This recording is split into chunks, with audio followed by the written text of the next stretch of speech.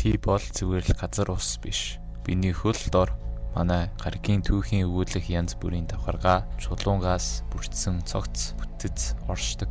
Дэлхий 4 үндсэн давхаргатай. Бидний амьдардаг нимгэн гаднах бүрхүүл, нөмрөг, халуун, усгалтай чулуун зузаан давхаргатай. Шингэн металлаар хийсэн гадна талаар цөм, дотоод цөм, төвд цул төмөр бөмбөрцөг. Чулуугууд энэ янз бүрийн процессууд үүсдэг бөгөөд 3 төрөлд ангилдаг. Чулуугууд энэ янз бүрийн процесс үүсдэг бөгөөд 3 төрөлд ангилдаг.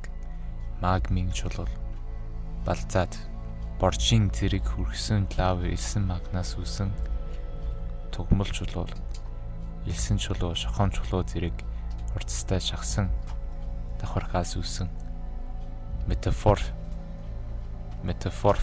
чуулуулаг, гантик гэх мэт дулаан даралтын нөлөөгөөр өөрчлөгддөг.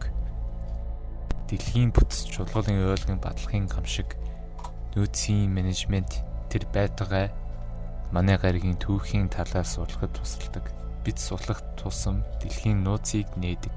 Дэлхий бол цаг хугацаа дараалт галын нөгөөр хэлбэрчсэн амьд үржлэх систем юм.